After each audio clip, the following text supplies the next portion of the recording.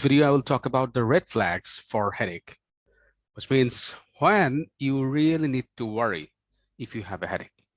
First of all, if you have a headache that comes on very rapidly within a very short duration, it's maximal in intensity.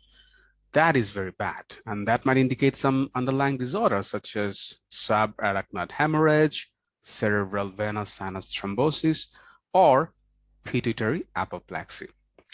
If you have a focal deficit, such as weakness in a limb or difficulty speaking, then that might suggest an intracranial space occupying lesion, such as a tumor or abscess or a stroke.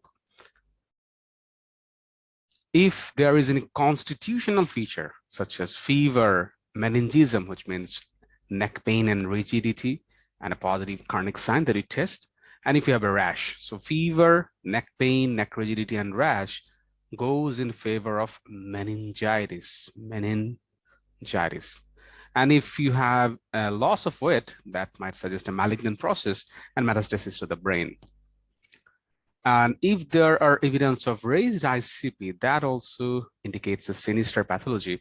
And in this type of situation, if you have a raised ICP, the headache will increase on lying or waking up from sleep, and you'll also have vomiting associated with the headache.